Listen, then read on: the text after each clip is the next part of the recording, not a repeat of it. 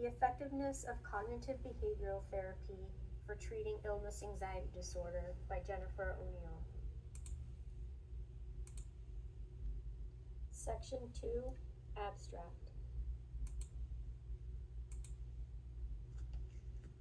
Illness anxiety, otherwise known as IAD, is considered to be chronic and based on irrational fears that there is a perceived health threat. Irrational fears are often associated with maladaptive behaviors that create distress and impairs the functioning of the individual. People who experience illness anxiety disorder place a considerable burden on both individuals and society. The cognitive behavior model is often used to treat illness anxiety disorder since its focus is to treat dysfunctional beliefs. Specifically, cognitive therapy aims to restructure unwarranted cognitive beliefs regarding bodily symptoms. The participant in this case study was referred to this social worker by their PCP. They had been experiencing illness anxiety disorder for 20 years, and it has significantly impacted their mental, social, and physical well-being. An ABAB withdrawal design is used to examine the effects of cognitive behavior therapy treatment in a single subject design. The duration of the study is 8 weeks, and a post-follow-up assessment will occur 1 month from the conclusion of the study. The social worker's hypothesis is that cognitive behavior therapy will reduce intrusive thoughts of illness, thereby creating an increase in the quality of the participant's life.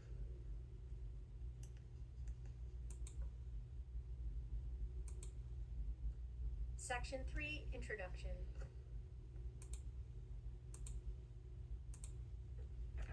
Introduction. The aim of this study is to learn to recognize irrational thoughts about bodily sensations and symptoms and the ability to reframe those thoughts. Also, the aim is to decrease intrusive thoughts of illness and thereby increase the quality of life. The anticipated outcome is the participant will develop long-lasting skills that will aid them to view their bodily symptoms and sensations as non-threatening instead of something to fear. The participant will experience a reduction in unwanted thoughts, symptoms, and anxiety, thereby increasing their quality of life.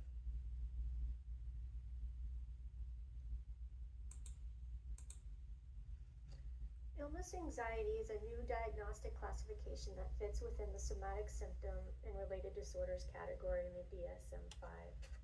In addition to the hypochondria diagnosis has disappeared, and about 25% of patients who are diagnosed with hypochondria now fall into the category of illness anxiety disorder. Research studies show that up to approximately 20% of patients in medical clinics and 3.4% of the general population suffer from clinically significant levels of illness anxiety.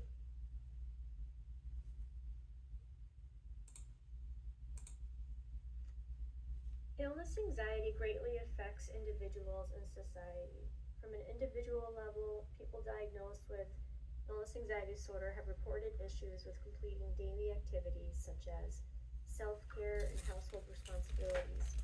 Additionally, illness anxiety may interfere with relationships and disable the individual.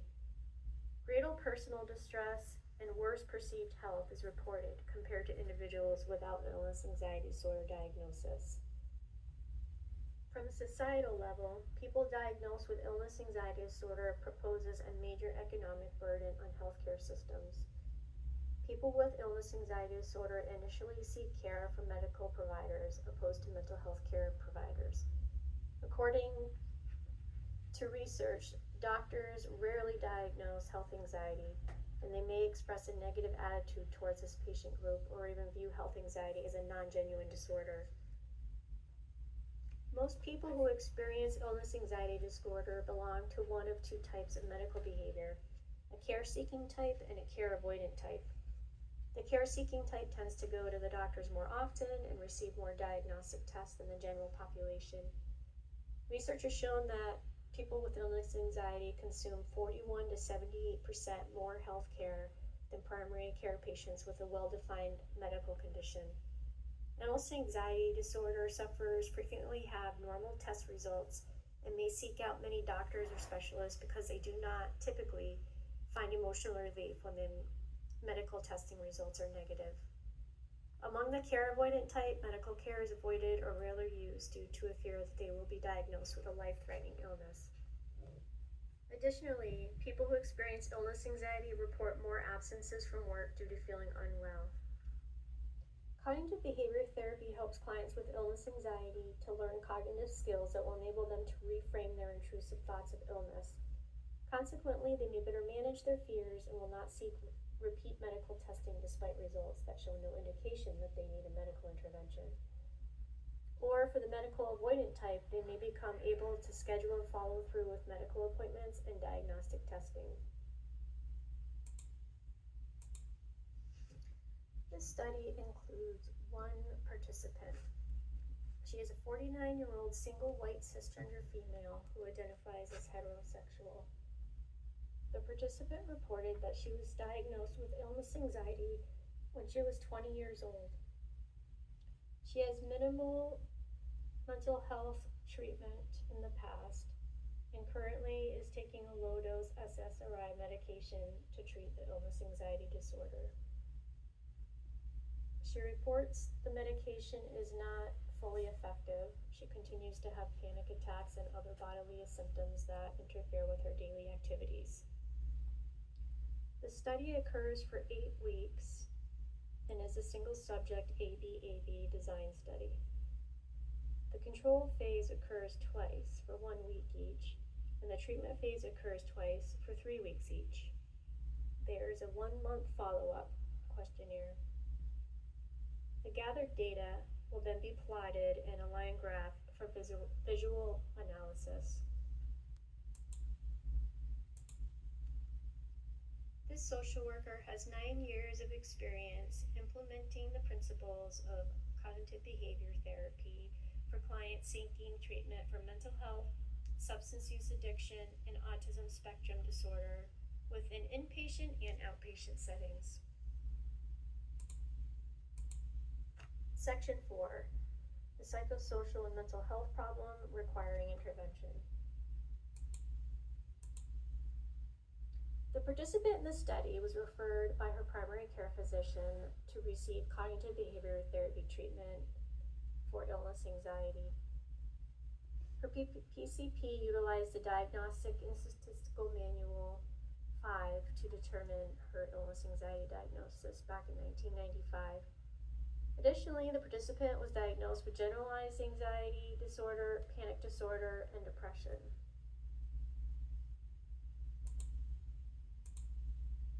As identified earlier, the client is a 49-year-old single white female who identifies as a cisgender heterosexual.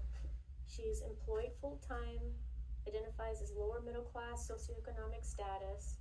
She has no children, never been married. She lives alone. She has stable housing. She's a college graduate, and she was raised Catholic. She no longer practices religion.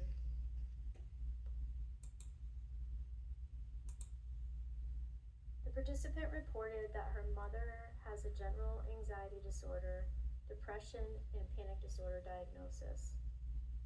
There has been no illness anxiety diagnosis or other mental health diagnosis within her family. She denied a family history of major illnesses or medical issues when she was growing up. She denied a history of experiencing traumatic events.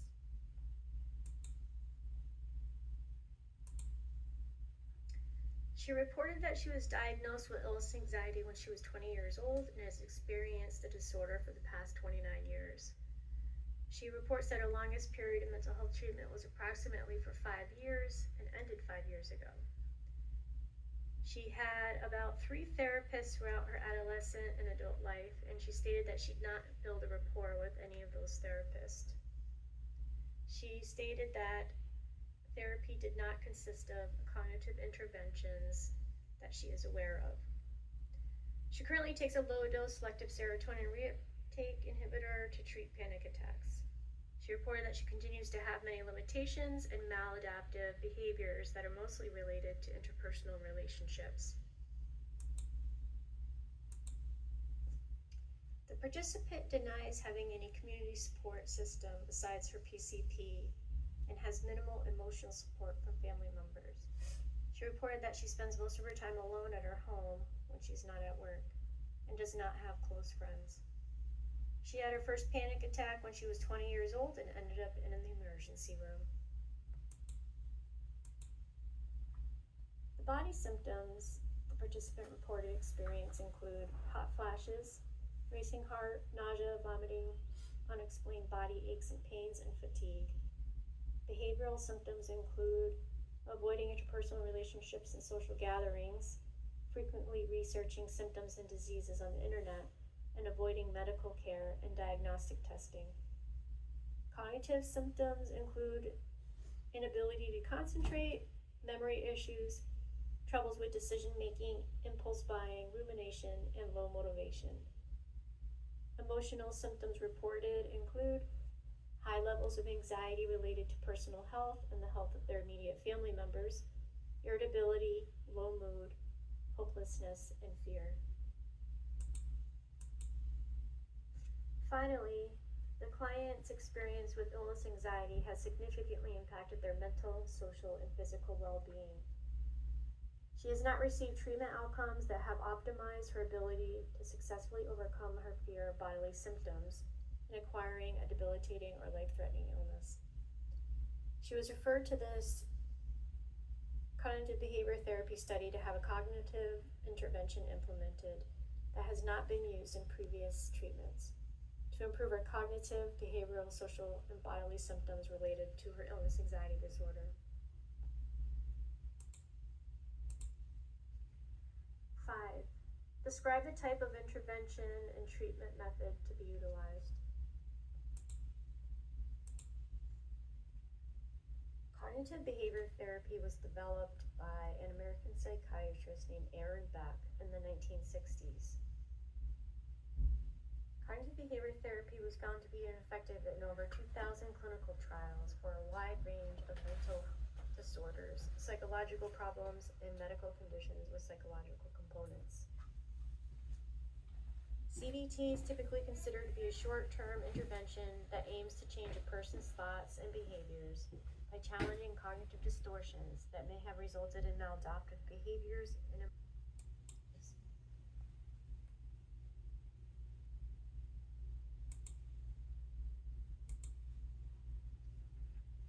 CBT is a cost-effective treatment for illness anxiety that is highly effective. CBT is also treated in specialized medical settings in addition to mental health settings. Treatment can reduce psychological symptoms and distress, thereby increasing the person's ability to better manage their medical conditions. It also aids to reduce fear and anxiety among individuals who have a medical diagnosis and as well as for those who are physically well but have significant worry regarding bodily symptoms and potential health conditions. CBT was chosen to be the intervention for this participant in this study since intrusive thoughts about health threats are a potential cognitive risk factor for the development and maintenance of illness anxiety disorder. And cognitive behavior therapy has been demonstrated to be as effective or even more effective than other forms of psychological therapy or psychiatric medications to treat illness anxiety. The duration of the study will be 8 weeks with a 1-month follow-up. The baseline phase occurs for 2 weeks total, with 1 week duration for each of the 2 baseline phases. The treatment phase will occur for 6 weeks total, and they will last for 3 weeks each for the 2 intervention phases. At the start of the baseline phases, the therapist will orally administer questionnaires that will obtain information regarding quality of life, symptoms, and intrusive thoughts.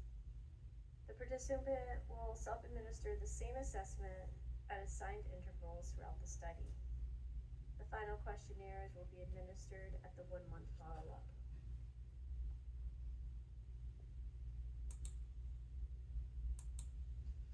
6. Hypothesis and intervention questions.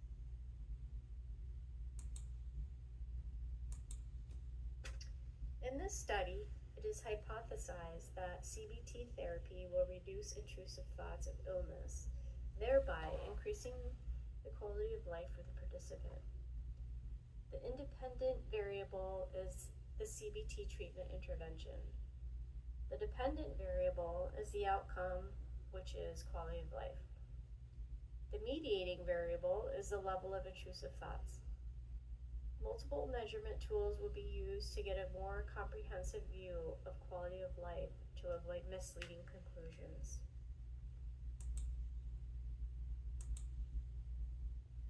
The Quality of Life Scale, otherwise known as QOLS, is one of the measurements used in the study that will support evidence that the hypothesis outcome is achievable and measurable. According to research using existing measures, such as quality of life measures, that have been well established with ease of application, validity, and reliability, help to compare results from one study to another that use the same measures in addition to other measures as well. 7. Measurement and instrumentation. This study will include 3 measurement tools to obtain subjective self-report data that includes Likert-type scales. The first one is Experience of Intrusive Scale, EIS. Second is the Quality of Life Scale, QOLS. And the third is the Illness Intrusive Thoughts Inventory, IMPIE. The 3 measurement tools will be utilized at the start of the baseline. The EIS is a 5-item measurement that assesses the unpredictability, frequency, and unwantedness of intrusive thoughts, as well as the distress caused by the intrusions. Each of them are on a 5-point Likert type scale. The Quality of Life Scale is a 16-item multidimensional instrument that measures 5 conceptual domains of quality of life that includes relationships with other people, personal development, fulfillment, social, community, and civic activities. The questionnaire items have 7 response options on a 7-point Likert scale. The Illness Intrusive Thoughts Inventory is designed to assess the frequency of unwanted and distressing illness-related intrusive thoughts. The first part consists of 42 unwanted intrusive thoughts about serious illnesses affecting the respondent or close relative, suspicion about a medical explanation or test, illness-related information, and death. Respondents rate the frequency of each item from 0, which equals never, to 6, equals always. The second part asks participants to select from the first part of the IMPIE the most upsetting intrusive thought they had experienced during the past 3 months. 8. Describe the type of single subject approach to be used. An ABAB withdrawal design will be used to examine the effects of cognitive behavior therapy treatment in a single subject design that includes 1 participant who has an illness anxiety diagnosis. The A represents the baseline phase, where B represents the intervention phase. The ABAB withdrawal design was chosen for the study due to the repeated implementation of the intervention and baseline phases. The re-implementation of the baseline intervention allows for greater experimental control of extraneous events.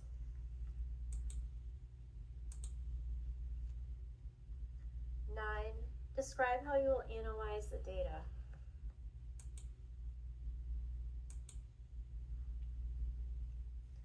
The data obtained from this study will be plotted into a line graph. The line graph will include 2 baseline phases and 2 intervention phases, and a 30-day post-intervention follow-up data point. The data will be analyzed to determine if there is a visual pattern within and across phases. The baseline phases will be observed for stability prior to the start of the intervention. Finally, a conclusion will be made whether there appears to be internal validity and a correlation between the independent variable and the dependent variable. 10. Apply the intervention. The duration of the study will be 8 weeks, and a post-follow-up assessment will occur 1 month from the conclusion of the study. The study will include the participant and a social worker who specializes in cognitive behavior therapy treatment. There are 2 baseline phases, and they will occur for 1 week each. There are 2 intervention phases, and they will occur for 3 weeks each. At the 1 month follow-up, the social worker will orally ask the participant the questions from the EIS, QLS, and the INPIE assessment and will record their responses during an in-person meeting.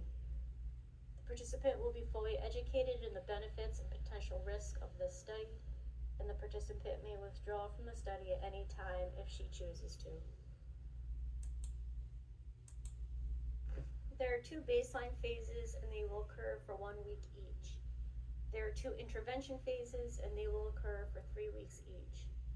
At the 1 month follow-up, the social worker will orally ask the participant the questions from the EIS, QLS, and the INPIE assessment and will record their responses during an in-person meeting.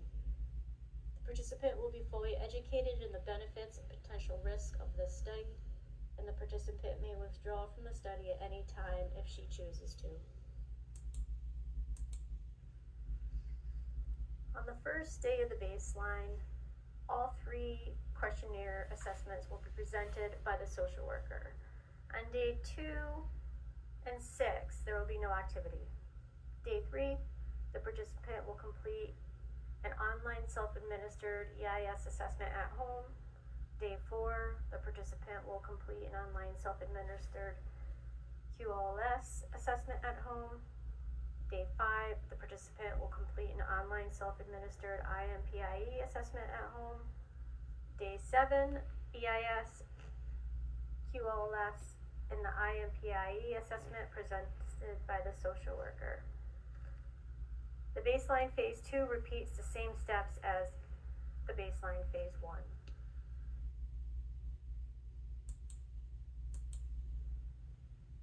On days 1, 8, and 15 of the intervention, the social worker will conduct a 1-hour in-person cognitive behavior therapy session with the participant. On days 2, 9, and 16, the participant will complete a self-administered cognitive behavior therapy journaling that has prompts to engage with cognitive restructuring. Days 4, 11, and 18, the participant will complete cognitive behavior therapy restructuring worksheets at home. On days 6, 13, and 20, the participant will complete self-administered cognitive behavior therapy journaling that has prompts to engage with cognitive restructuring. Finally, on days 3, 6, 9, 12, 17, and 21, the participant will complete an online self-administered EIS, INPIE, and QLOL assessments at home.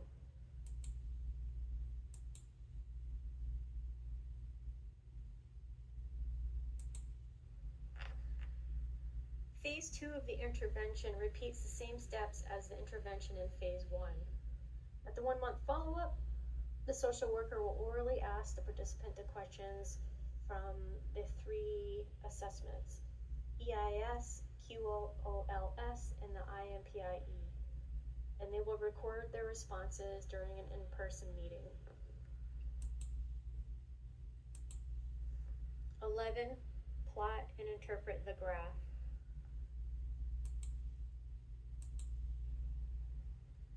This graph are the data points plotted for the experience of intrusion scale assessments. Baseline A1 and baseline A2 both appear flat and stable prior to intervention B1 and intervention B2. Intervention B1 and intervention B2 both appear to have a downward slope, which indicates a decrease in frequency and intensity of intrusive thoughts. The 30-day follow-up score, post-follow-up score is 14. The median score for baseline A1 is 21 and baseline A2 is 19.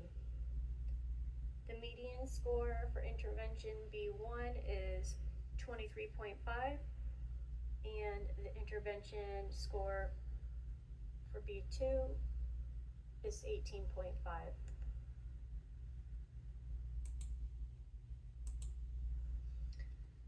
This graph shows the data plotted for the illness intrusive thoughts inventory assessments. Baseline A1 and baseline A2 appear flat and stable prior to interventions B1 and intervention B2. Intervention B1 and intervention B2 appear to have a downward slope each.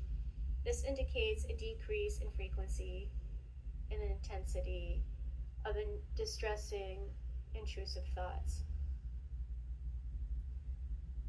The 30-day follow-up score is 90. The median score for baseline A1 is 173. The median score for baseline B2 is 138. The median score for intervention B1 is 206.5, and the median score for the intervention B2 is 145.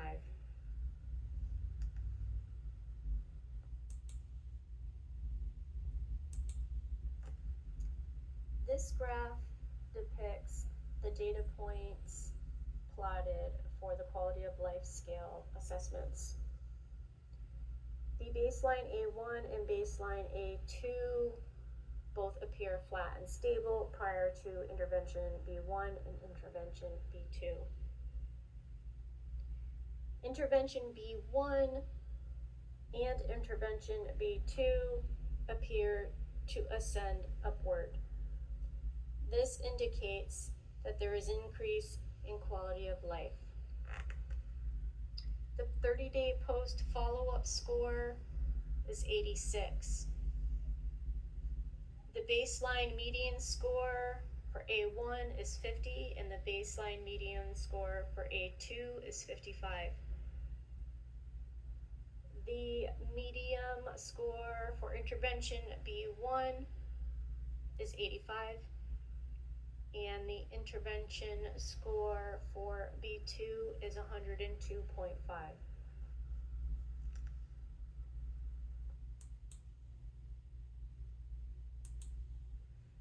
Potential challenges to the intervention. There are several self-administered assessments and cognitive behavior therapy activities within this study. The participant may not complete the assignments as expected due to limited motivation, for example. Cognitive behavior therapy can lead to an increase of discomfort by confronting unwanted thoughts and emotions. As a result, the participant may not follow through with the 8-week study.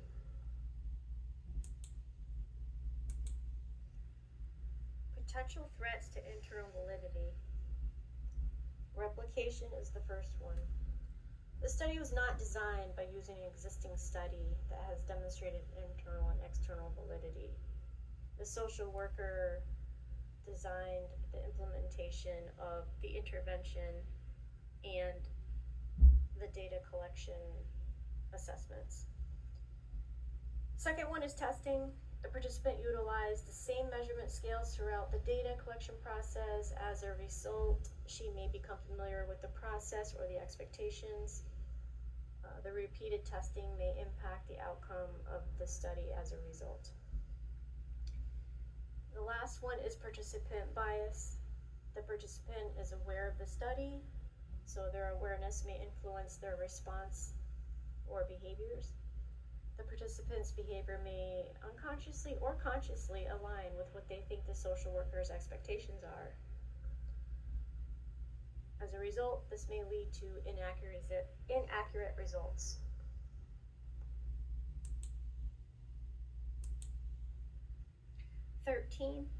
Summary, conclusion, and recommendation.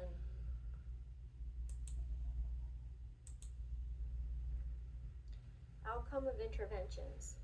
According to the EIS and IMPIE data point results, there is a visually significant decrease in the frequency and intensity of intrusive thoughts. The QOL data points results indicate a visually significant increase of quality of life for the participant. Conclusion, cognitive behavior therapy appears to be an effective intervention to treat illness anxiety disorder. Recommendation, in the future, use an existing cognitive behavior therapy study design to implement the intervention to treat illness anxiety disorder in order to increase internal validity. Additionally, implement interventions across a diverse population. This may increase external validity.